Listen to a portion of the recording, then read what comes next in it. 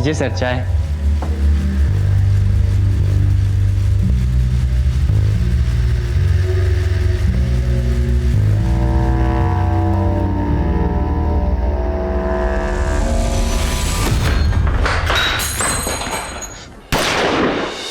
अब भाई कोई हिलेगा तो खोपड़ी खुल जाएगी।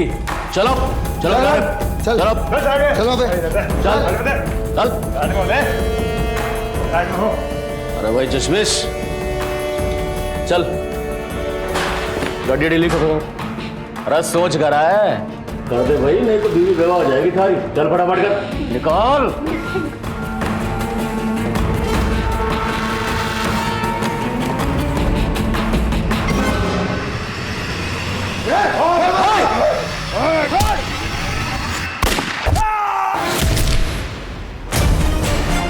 चलो चलो चलो चलो।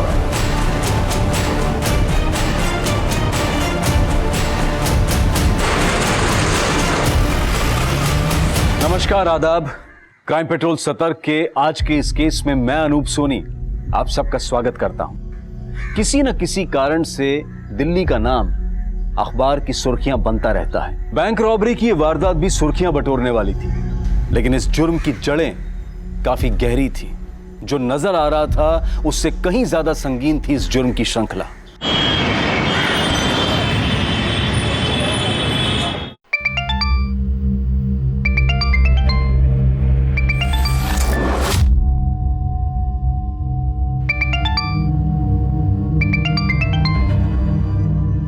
हाय रुचि बेटा। Mama I am so proud of you.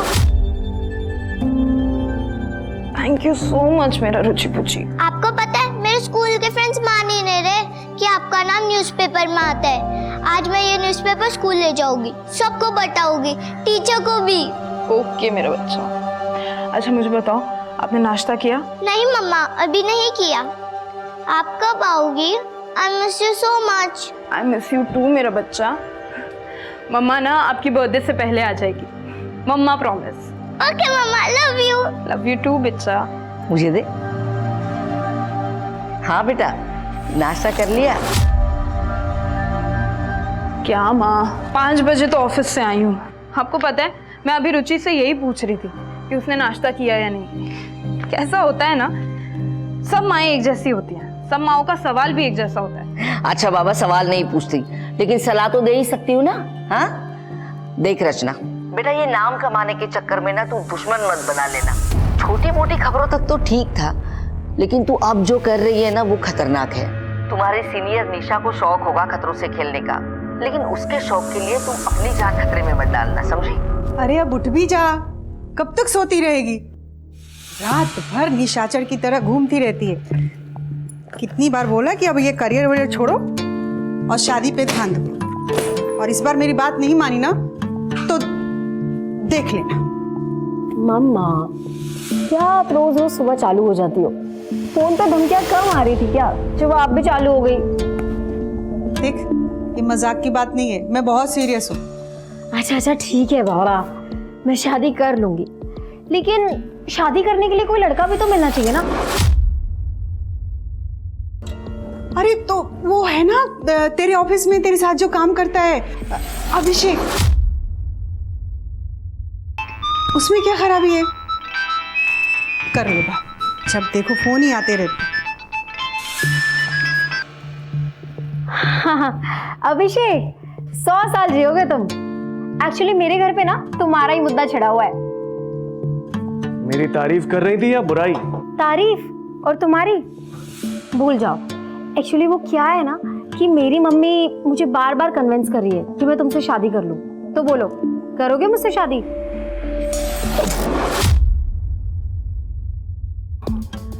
यार तुम ना सुबह सुबह मेरा दम मत निकाला करो यार। अच्छा तुम्हें मुझ पर भरोसा नहीं है क्या? ये लो अपनी होने वाली सासू माँ से ना खुद ही बात कर लो। चलो। अरे अरे मम्मा कहाँ जा रही हो? बात तो कर लो अपने होने वाले दामाद से।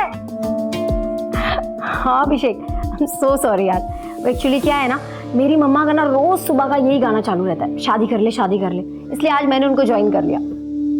तुम्हारे न्यूज आर्टिकल का असर हो गया है। पुलिस ने कुरैशी को अरेस्ट कर लिया है, उसके यूनिट पर रेड करी और सारे के सारे बच्चों को छुड़ा लिया। अरे वाह अभिषेक, क्या न्यूज़ सुनाई है तुमने? बज गई ना बैंड उस कुरैशी की। हाँ, बैंड तो बजाई थी तुमने। चलो ऑफिस में मिलते हैं।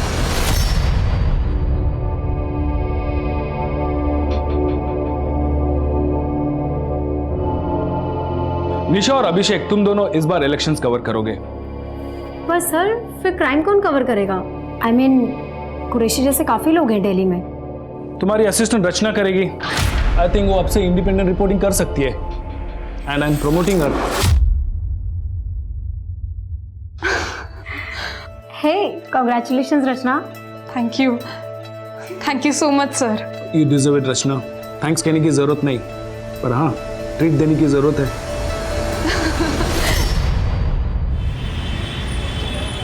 ओके रुचि पुची, मम्मा भी ना जल्दी आ जाएगी। क्या खिचड़ी पक रही है माँ बेटी में? बहुत खुश है रुचि। पता है, उसने अपने पूरे स्कूल में सबको न्यूज़ आर्टिकल दिखाया है।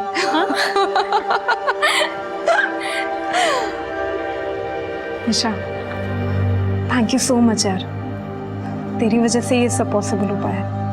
अब इतना सेंटी मत हो। ये बता कि रुचि को दिल्ली कब लेके आ रही है? हाँ, अब स्कूल्स में बात की है काफ़ी। होपफुली नेक्स्ट एकेडमिक ईयर उसका यही होगा। वो सब तो ठीक है, लेकिन मेरी ट्रीट मत भूल जाना। वापस आने के बाद बहुत बड़ी ट्रीट दूंगी, इनफैक्ट पार्टी करेंगे। पर हाँ, उससे पहले तुझे मेरी हेल्प करनी है। हाँ, रुचि के लिए बर्थडे गिफ्ट लेना है और कल 12 बजे मेरी बस है, फिर टाइम नहीं मिलेगा। मैं एक शॉप जानती हूँ जो 24 घंटे खुली रहती है। ऑफिस के बाद जाते हैं। ग्रेट। क्यों लोंडियो, ज्यादा उड़ रही है क्या?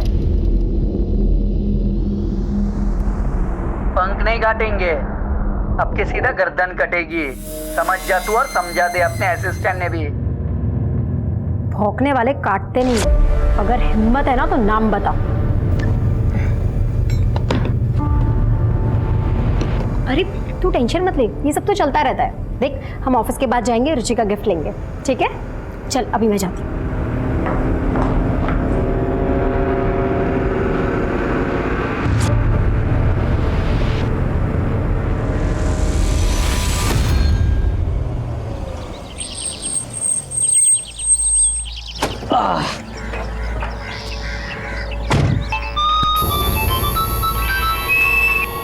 किसका फोन था? कुछ नहीं यार, बस वही हाई प्रोफाइल जर्नलिस्ट होने के पक्ष। बॉयफ्रेंड के नहीं, बदमाशों के कॉल आते हैं मुझे, गालियों से भरे हुए। चलो bye, see you tomorrow. Bye bye. साहब वो 5 मिनट लगेंगे, पेट्रोल भरा लूं क्या? नहीं, हाँ हम ऑलरेडी बहुत लेट हो चुके हैं। पहले हमें घर छोड़ दो, उसके बाद जो करना है कर लेना। हाँ, रिटर्न आने में मेरा पेट्रोल खत्म हो जाएगा, मैं फंस जाऊंगा, फिर बस थोड़ा टाइम लगेगा। तो ये दिन भर से याद नहीं आ रहा था कि पेट्रोल डलवाना है? हाँ, और अभी सर्विसिंग के लिए भी दी थी ना गाड़ी। याद था मुझे, पर दिमाग से निकल गया पेट्रोल का। अभी अभी फटाफट भर लूंगा मैं। जो करना है ना जल्दी करो।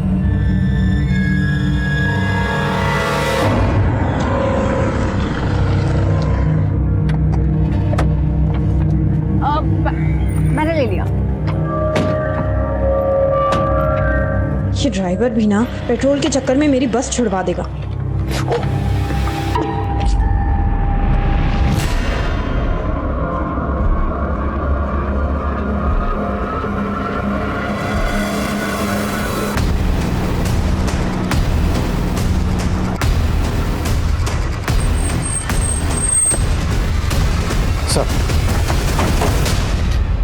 सर, मेरा नाम अभिषेक है। निशा और रचना मेरी कलीग्स हैं सर। यही वो जगह है जहाँ पर हमारे ऑफिस का कैब ड्राइवर विष्णु रोज उन्हें ड्रॉप करता है। उनका घर पास में ही है सर। सर, जैसे हमारे एडिटर विजय सर ने मुझे रचना को आए कॉल के बारे में बताया। हेलो रचना। अरे आप फोन मिला दिया साली ने। मार के फेंक इसको। मैंने फौरन आपको बता दिया और यहाँ पर आ गया। विष्णु का नंबर दीजिए। जी।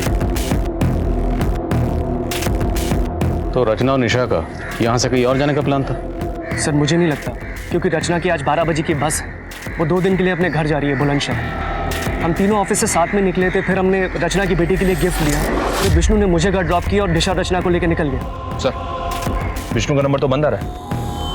ये विष्णु कैसा आदमी है और आपके ऑफिस में कितने अरसे से काम कर रहा है? 1 साल से सर। और 1 महीना पहले उसकी वजह से हमारे ऑफिस में बवाल हुआ था। विष्णु, ये जो रियर व्यू मिरर है ना, ये पीछे गाड़ियां देखने के लिए होता है, समझा ना? नहीं साहब, वो मैं पीछे देखने के लिए सेट कर रहा था। ओ गॉड, इज ही ड्रंक? तूने पी रखी है ना? नहीं। विष्णु निकल जाओ यहाँ से अभी के अभी। साहब मैं हाथ जोड़ के माफी मांगता हूँ, दोबारा ऐसा गलती नहीं होगा मुझसे। साहब बोलो ना आप, मैं माफी मांगता हूँ, मैं दोबारा गलती नहीं करूंगा। एक चांस और दीजिए प्लीज। तो निशा ने उस वक्त तो माफ कर दिया विष्णु को, लेकिन हो सकता है विष्णु के मन में कहीं खटास रह गई और उस बेइज्जती का बदला उसने अब लिया। हो सकता है सर, लेकिन आप प्लीज़ निशा और रचना को जल्दी ढूंढ लीजिए सर। निशा की माँ का रो को बुरा हाल है। रचना की माँ को तो मैंने अभी तक बताया भी नहीं है। बेफिक्र रहिए, हम पूरी कोशिश कर रहे हैं। विशाल सर। विष्णु का पता लगाओ। जी सर, प्रेस वैन का रजिस्ट्रेशन नंबर मैंने हर टोल नाका और चेक पोस्ट पे भेज दिया है। सभी टोल नाका की सीसीटीवी स्कैन करो, बैरिकेडिंग करवाओ और हर गुजरने वाली गाड़ी को स्कैन करो। सर आसपास कहीं भी सीसीटीवी नहीं है। वहाँ कॉर्नर पे एक पान वाले की दुकान है। उसने बताया कि सुबह उसके एक साथी ने लड़कियों की चीखने की आवाज सुनी थी, पर उसे कोई दिखाई नहीं दिया। इसका मतलब ड्राइवर विष्णु गाड़ी को लेकर यहाँ तक तो आया था, पर यहाँ आने के बाद उसका प्लान बदल गया। एक काम करो, विष्णु, रचना और निशा तीनों के फोन सर्विलेंस पे डालो।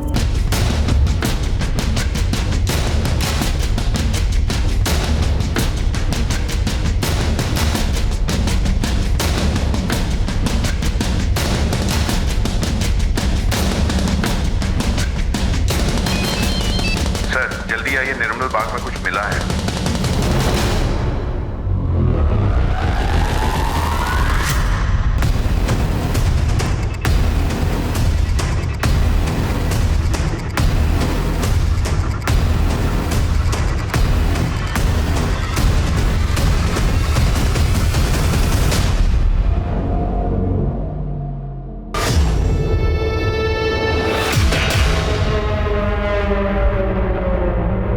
ये मर चुकी है।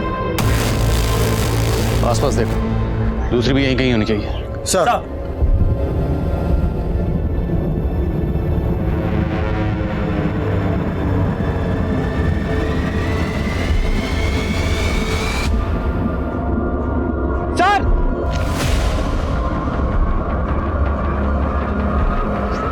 सर जिंदा है।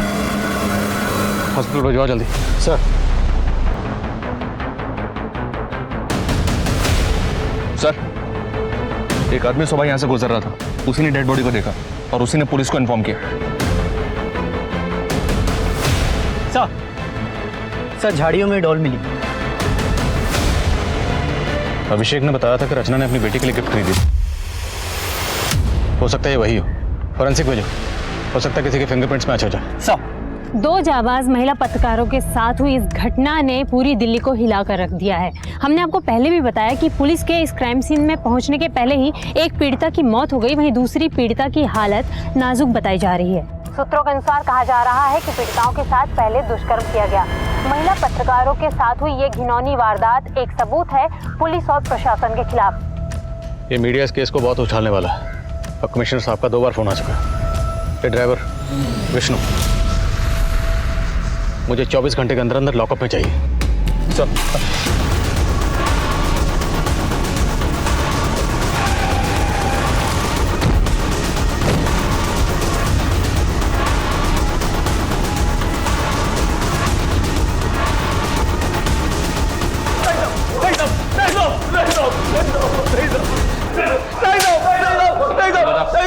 कौन शामिल था तेरे साथ निशा और रचना को किडनैप करने में? मैंने कुछ नहीं किया साहब, मैंने तो दोनों साहब को उधर ही छोड़ा था जहां मैं हमेशा छोड़ता था। तो अपना मोबाइल बंद करके छुप कर क्यों बैठा था?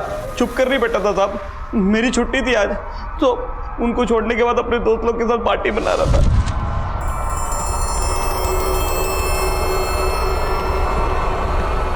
अरे यार ये बैटरी भी अभी डेड होनी थी।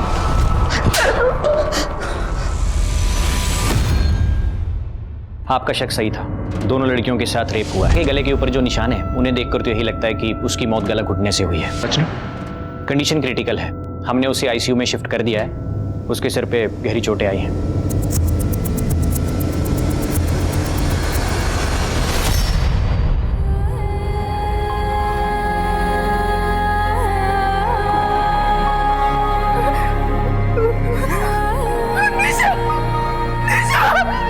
मेरी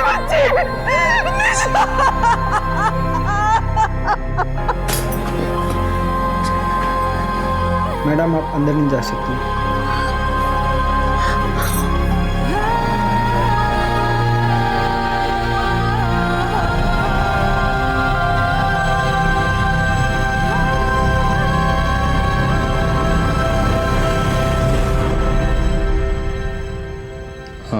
सुनिए,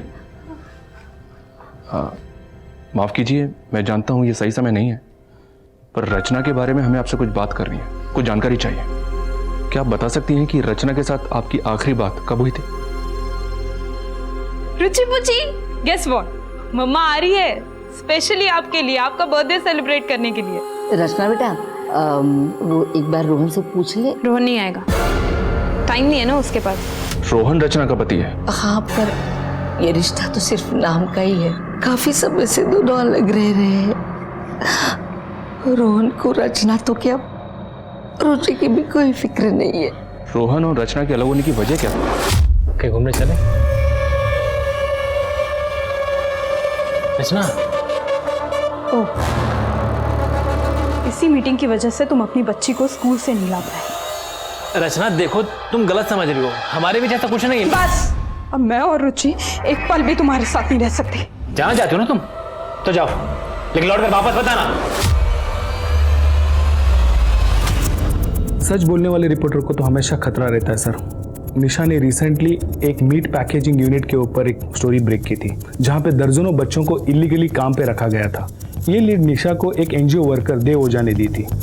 निशा की इस स्टोरी के बाद पुलिस फौरन एक्शन में आई, वहाँ पे रेड किया और वहाँ के सारे बच्चों को रेस्क्यू किया और वहाँ के फैक्ट्री के मालिक करीम कुरैशी को भी अरेस्ट किया। करीम कुरैशी और ड्राइवर विष्णु, उसने एक बार निशा के साथ बदतमीजी की थी, बात आप तक भी पहुंची, लेकिन आपने उसे नौकरी से नहीं निकाला। सर गरीब आदमी है, पिछले 1 साल से मेरे पास है। निशा ने भी जोर नहीं दिया, इसलिए मैंने पहली गलती समझकर उसको माफ़ कर दिया। और रचना ने जब आपको आखिरी बार कॉल की, वो कॉल महज 20 सेकंड की थी, फिर भी आपने रिकॉर्ड की, पूरी कॉल रिकॉर्ड की। क्या आपको पहले से अंदाजा था कि ये कॉल इतनी इंपॉर्टेंट है? सर मैं एक न्यूज़पेपर चलाता हूँ, मुझे हर रोज़ धमकी आती है। हम जर्नलिस्ट हमारे सारे कॉल्स रिकॉर्ड करते हैं और ये एक बेसिक चीज़ है हमारे प्रोफेशन में। तोड़ो इस विष्णु को, नहीं उगले तो हलक में उंगली डाल के उगलवा। सर एक बात बतानी रह गई थी। निशा को पिछले 2-3 दिनों से एक प्राइवेट नंबर से धमकी के कॉल्स आ रहे थे। जिस दिन ये हादसा हुआ उस दिन भी। हाँ मनीष, करीम से बात करने की परमिशन मिली? जी हाँ सर, अभी अभी दीवानपुर पुलिस स्टेशन शादरा से परमिशन मिला है। तुम शादरा पहुंचो, हम करीम से मिलते हैं। साहब, उन गरीब बच्चों को मेरे यहाँ पे काम करके 2 वक्त की रोटी मिलती थी। उनके माँ बाप खुद छोड़ के गए थे मेरे पास। उन लड़कियों ने जानबूझकर मुझे फंसाया और इसकी सज़ा अल्लाह ने उन्हें दे दी। सज़ा अल्लाह ने दी या तूने? और अब अपना सारा किया कराया ऊपर वाले पे डाल रहा। मैं क्या कर सकता हूँ साहब, मैं तो यहाँ जेल में हूँ, लेकिन ज़्यादा दिन रहूँगा नहीं। आज नहीं तो कल जमानत हो ही जाएगी मेरी। जी हाँ सर, कुरैशी की वॉइस रिकॉर्डिंग की, उसकी आवाज़ धमकी वाले कॉल से मेल तो नहीं खा रही है, फिर भी डिटेल इन्वेस्टिगेशन के लिए फॉरेंसिक भेज दिया उसे। और उसके कॉल रिकॉर्ड भी निकलो, क्रिमिनल बैकग्राउंड का आदमी है, हो सकता है किसी हिस्ट्री शीट से करवाया। Right sir. और सर वो निशा की पोस्टमार्टम रिपोर्ट आ गई। रचना? सर रचना की रिपोर्ट के मुताबिक रचना की हेल्थ अपडेट क्या? Still unconscious.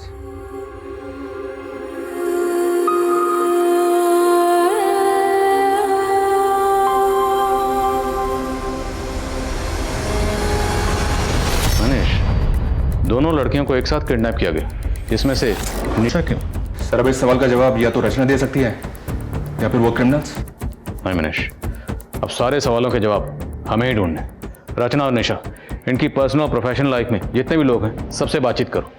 निशा के साथ जिस तरह से बेरहमी से गैंगरेप किया गया और उसका कत्ल किया गया, और रचना की जो हालत है, उससे तो यही लगता है कि इन दोनों के साथ किसी ने कोई गहरी दुश्मनी निकाली।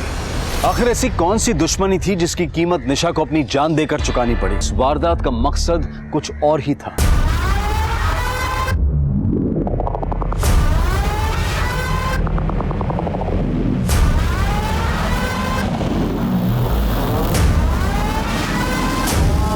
एक बात बता, कि गार्ड ने गोली मारी या तो बात हमारी समझ में आ गई, लेकिन वो चाय वाले ने क्यों मार दिया? अरे हमारे पैर पे चाय गिरा दी थी बाबड़ी बूच ने, पैर गंदा कर दिया था हमारा, मार दिया।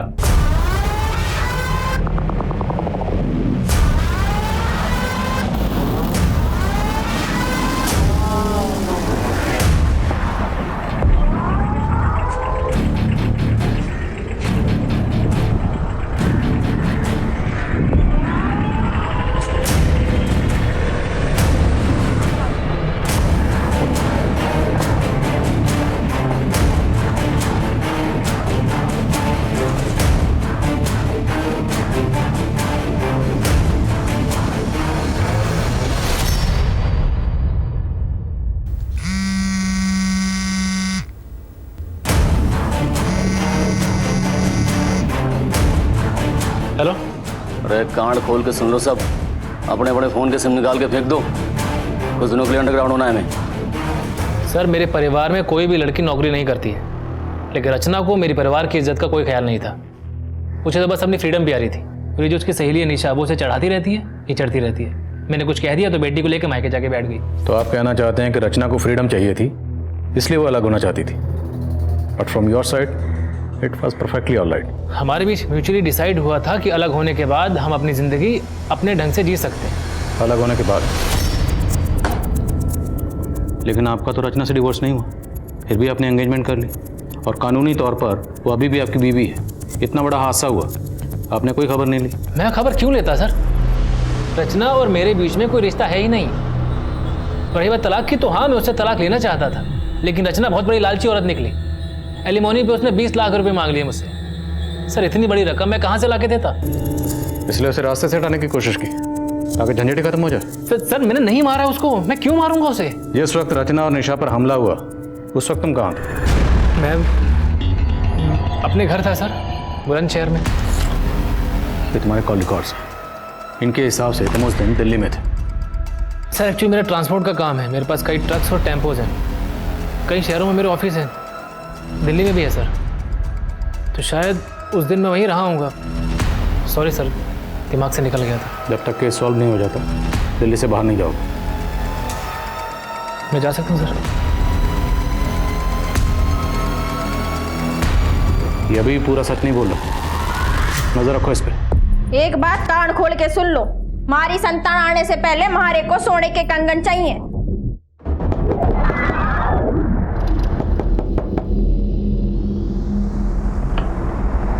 भाई साहब 2 मिनट। सर फॉरेंसिक रिपोर्ट आ गई है सर। विष्णु और उसके दोस्तों की वॉइस सैंपल्स किडनैपर से मैच नहीं हुआ। विष्णु ने कुछ और बताया? विष्णु का कहना है कि सर जिस दिन क्राइम हुआ था उस दिन निशा और रचना अपने डेली रूट से घर नहीं गई थी, काफी घूमी थी। वो सनशाइन एनक्लेव वाला रास्ता लिया था।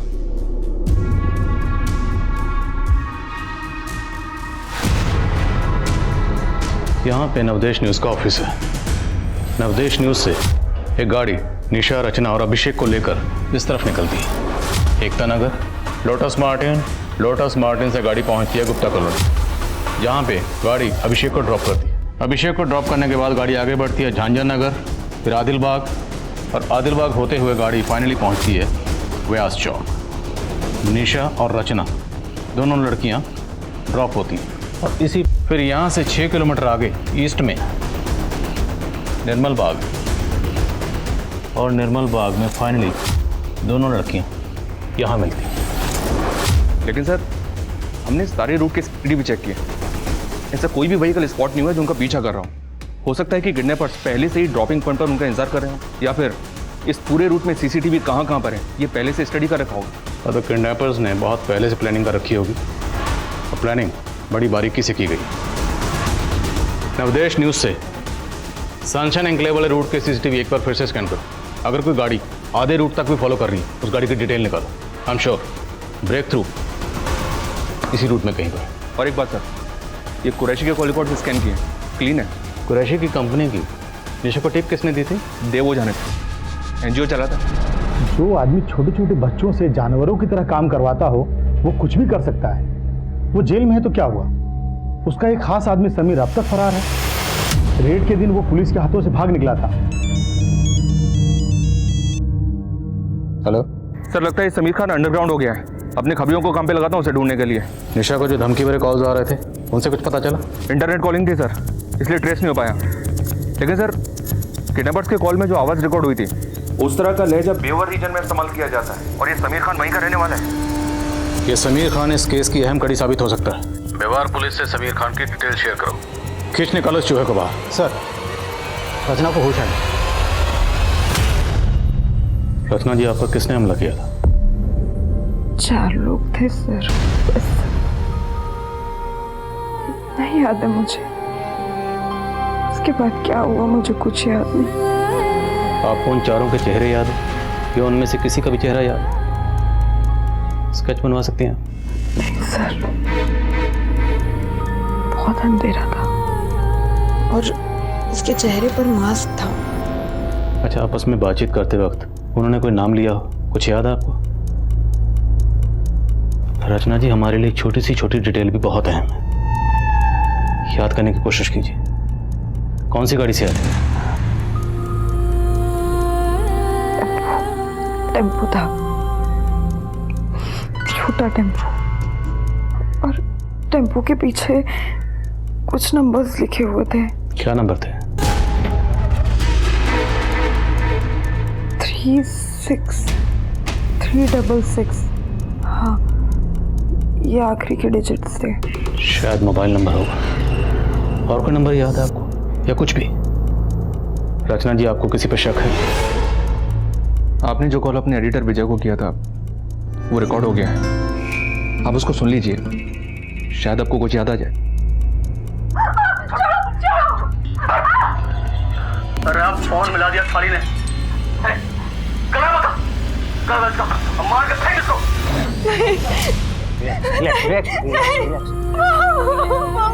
कुछ नहीं बेटा, कुछ नहीं। सभी लोग मेरे साथ बाहर आइए। रचना अभी भी ट्रोमा में है। अगर रचना से हादसे के बारे में ज़्यादा बात की जाए तो उसे पैनिक अटैक आ सकता है, ब्रेन डैमेज भी हो सकता है। इसलिए बेहतर यही होगा कि आप कुछ दिन रुकें। Let her recover first. Excuse me. देखिए, हम नहीं चाहते कि आपकी बेटी को कोई भी तकलीफ हो, लेकिन अगर रचना कुछ भी बताए या उसे कुछ भी याद आए तो प्लीज़ हमें इन्फॉर्म करिए। मनीष सर, एरिया के जितने भी टेम्पो वाले हैं सबको राउंड ऑफ करो। देखो, ये 5 डिजिट किसके मोबाइल के हैं, और बहादुरपुर इलाके में क्राइम वाले दिन की जितनी भी फुटेज है उसे दोबारा स्कैन करो। ये टेम्पो इसमें ज़रूर मिलेगा। ये विष्णु और कुरैशी इनके कॉल रिकॉर्ड्स फिर से स्कैन करते हैं, हो सकता है ये नंबर उनसे जुड़ा हो। RTS यानी रेप ट्रॉमा सिंड्रोम, ये एक मानसिक स्थिति है जिसका रेप विक्टिम पर काफी समय तक असर रहता है, और रचना भी इसी ट्रॉमा से जूझ रही थी। इतना ही नहीं, रचना ने अपनी आंखों के सामने अपनी दोस्त निशा को मरते हुए भी देखा था। रचना की मानसिक स्थिति काफी नाजुक थी। एक रेप विक्टिम के लिए रेप इंसिडेंट को बार बार याद करना काफी तकलीफदेह होता है। यह रचना की हिम्मत थी जो ऐसी हालत में भी वो पुलिस को एक नंबर का क्लू दे पाई। लेकिन पुलिस के सामने अभी कई चुनौतियां थी। ये देखना अभी बाकी था कि ये 5 नंबर्स पुलिस को इस केस में कहां तक ले जाने वाले थे। सर, मैंने सारे सस्पेक्ट और इस केस से जुड़े सभी लोगों की सीडीआर चेक की, लेकिन कहीं भी कोई ऐसा नंबर नहीं मिला जिससे लास्ट में ये 5 डिजिट हो, 36366। सर, मुझे भी ऐसा कोई टेम्पो नहीं मिला जिस पे ये लिखे हो 36366। किसी भी टेम्पो पर नॉर्मली किसका नंबर लिखा होता है? मोस्टली तो ओनर का ही होता है सर, कभी कभी टेम्पो पे ओनर के ऑफिस का लैंडलाइन नंबर होता है। हम लोग मोबाइल नंबर ढूंढ रहे हैं, शायद लैंडलाइन नंबर हो। एग्जैक्टली। अभी हमें इतना तो पता है कि ये क्रिमिनल जो भी है वो व्यवहार रीजन में कहीं से है। तीनों जिलों के एसटीडी कोड निकालो, उन एसटीडी कोड के साथ ये 5 डिजिट मिला के डायल करो। अगर ये किसी का लैंडलाइन नंबर है तो कहीं ना कहीं घंटे जरूर बजेगी। आजा, बैठ जा। देखो भाई, 2 दिन में निकलना है हमें, सब लोग तैयार है ना? हमारी बात मानो तो ये सुपारी वाला काम ठीक ना है, और चोरी चकारी लूटपाट ठीक है अपने लिए। अरे मेहंदी, हट रही है क्या थारी? हैं? तू ना एक काम कर, तू ना जनानियों में रह, भाई ठीक है थारे लिए। यो चोरी चकारी तेरे बस का काम ना है। पिकअप वैन पहुंच रही है, मेरे फोन का इंतजार करना।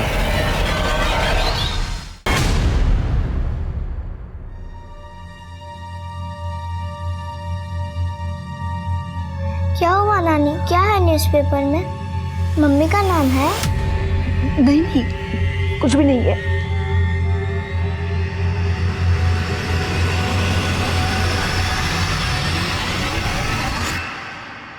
हाँ बल्ली, बोल। अच्छा, ठीक है, नजर रखो उस पर। समीर खान का पता चल गया, उठाओ उसे। सर,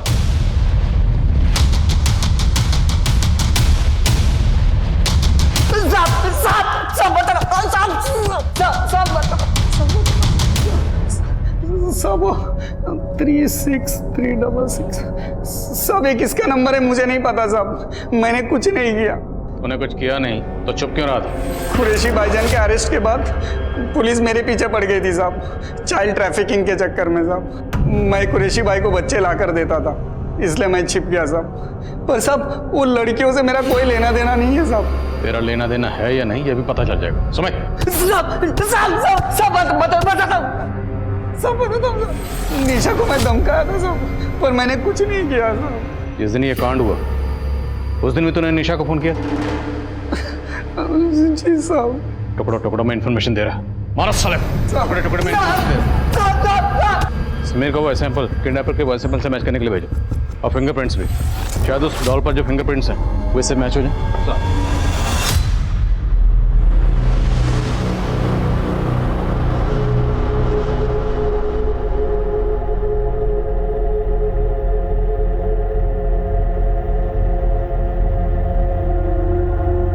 मम्मी, ये सब क्या लिखा है आपके बारे में?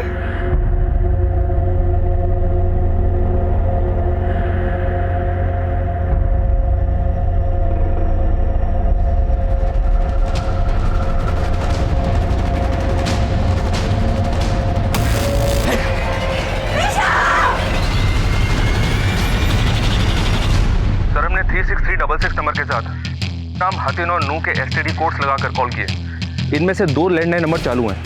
एक नंबर डॉक्टर पुजारी का है और दूसरा जमाल शेख का है, जो मवेशियों का व्यापारी है। उठाओ इस जमाल शेख को। हो सकता है समीर ने इसे इसके टेम्पो को हायर किया।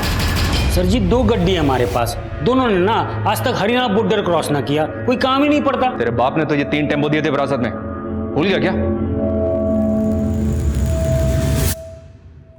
ये देख, ये रहे उन तीनों के नंबर। 2 यहाँ पे हैं, तीसरा कहाँ है? ओ हाँ साहब जी, ये तीसरी गड्डी 3 साल पहले हमारा छोटा भाई कासिम ले गया था, तब से मैंने ना देखी। कहाँ है कासिम? बोल।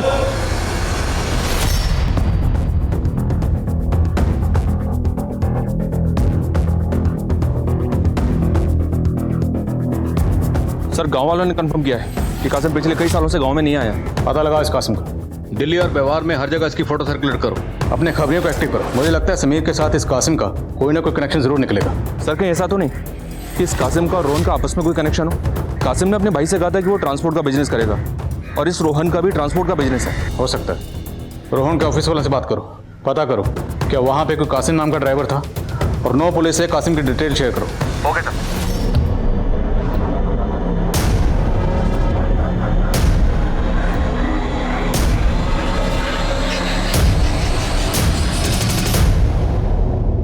समीर के वॉइस सैंपल्स तो किडनैपर के बेवारी एक्सेंट से कुछ हद तक मैच करते हैं, लेकिन डॉल पर मिले फिंगरप्रिंट्स समीर के फिंगरप्रिंट से मैच नहीं करते। हो सकता है समीर ने कासिम को सुपारी दी।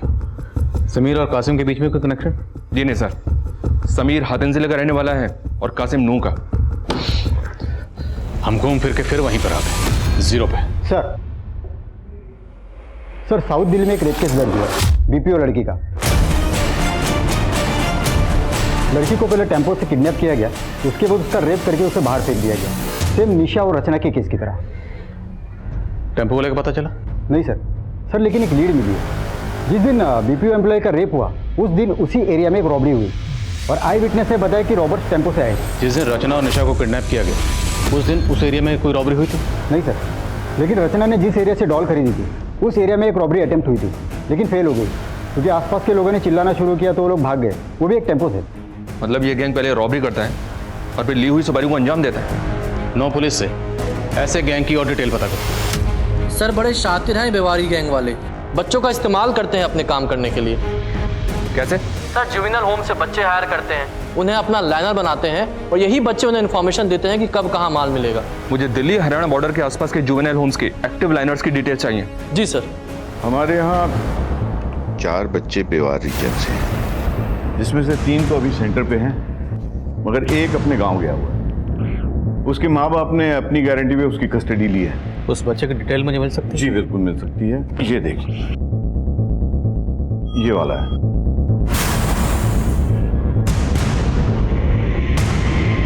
रघु नाम है ना तुम्हारा? डरो मत, तुम मुझे जो भी बताओगे वो हम दोनों के अलावा किसी को पता नहीं चले, तुम्हें कोई नुकसान नहीं पहुंचे। सर, बैंक में सर कब कितनी सिक्योरिटी होती है, कब बैंक में लोग कम होते हैं, ये सब पता करना मेरा काम था सर। मैं ही उन्हें जानकारी देता और वो चोरी करते। लेकिन सर वो रेप और मर्डर से मेरा कोई लेना देना नहीं है, मैं कुछ नहीं जानता हूँ सर उसके बारे में। हमें पता है कि तुम उस सब में शामिल नहीं हो, तुम एक काम करो, जितने भी लोग थे ना उन सबके नाम यहाँ पे लिखो और उनके बारे में जो भी जानते हो वो सब।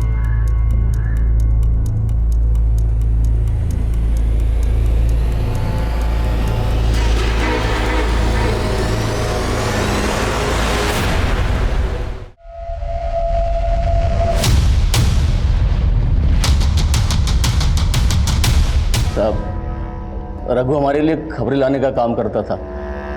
उसी की मदद से हमने बदरपुर और उसके आसपास सारी चोरियां करी थी।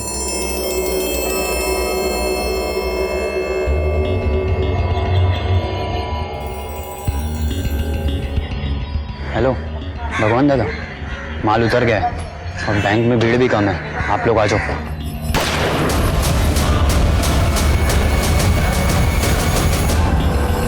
और सच बोल। सच कह रहे साहब, हमने चोरियां करी हैं लेकिन किसी की इज्जत ना लूटी। ऐसे सच नहीं बोलोगे और तब ना सालों। अरे साहब साहब साहब क्या साहब, आप झूठे कैसे फंसा रहे हो? हमारे खिलाफ कोई सबूत ना है आपके पास? सबूत चाहिए? सबूत चाहिए तो सुन, जिन 2 लड़कियों को तुम लोगों ने उठाया था ना, उनमें से एक लड़की बच गई है। उस लड़की ने तुम्हारे टेम्पो को पहचान लिया है। 36366 और टेम्पो के पीछे जो नंबर लिखा था उससे हम पहुंचे जमाल तक, और जमाल ने बताया कि वो टेम्पो उसके भाई का है, कासिम का। कासिम कौन? ये निशा और रचना की सुपारी किसने दी थी? समीर ने, रोहन ने या किसी और ने? साले मेहंदी, एक काम ढंग से ना होता थारे से। साले मेहंदी लगा के ना घर पे बैठ जा। ये चोरी चकारी ना थारे मतबल का काम ना है। गलती हो गई भाई, माफ कर दे। साले थारे गलती के चक्कर में ना पकड़े जाते आज। आज चुप जा भाई, हैं? लूट नाकाम के हो गई, लड़ने लग रहे आपस में। चल बट।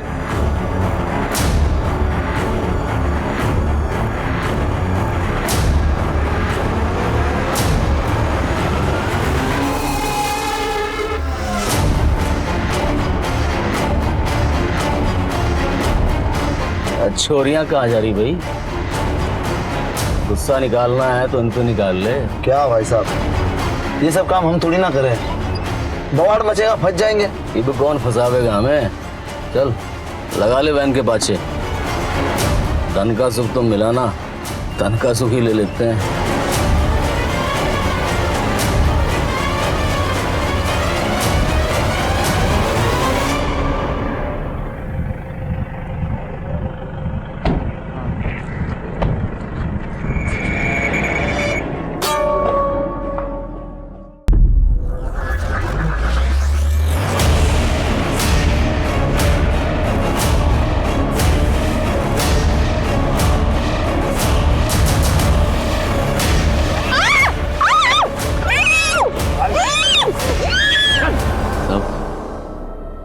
शराब के नशे में हमने दोनों छोरियों को उठाया था। उन्हें मारने का हमारा कोई प्लान नहीं था साहब। सोचा था थोड़े मजे वजे करके छोड़ देंगे। वो क्या हुआ कि एक लड़की ने किसी को फोन मिला दिया तो हम सब डर गए थे, इसीलिए उसको मारना पड़ा। छोड़ दो उसे।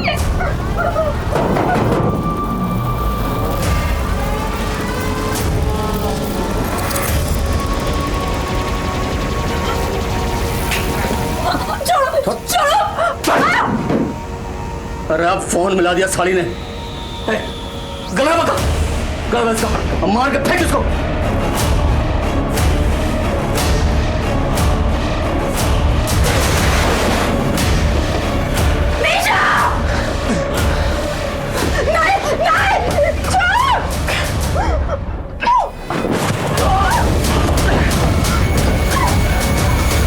सुपारी उपारी ना किसी दी हमको साहब। हम तो हमेशा की तरह चोरी करने निकले थे, बस उस दिन किसी ने शोर मचा दिया तो भागना पड़ा हमको। दूसरी बार हमारी डकैती फैल हुई थी तो हम लोग बहुत चिढ़े हुए थे, इसलिए साहब इसके पहले हमने कभी किसी चोरी को खराब ना किया, पहली बार हुआ ऐसा। तो और वो बीपीओ वाली लड़की? साहब हौसला बढ़ गया था हमारा, पैसे और चोरियों दोनों के मजे लेने थे हम सबको, इसलिए हमें न लगा था कि कभी पुलिस हमको पकड़ पाएगी।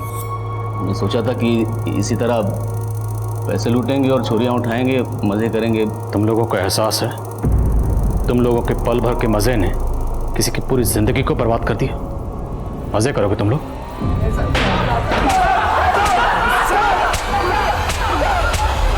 रचना और निशा के गुनहगार इस वक्त जेल में सजा काट रहे हैं।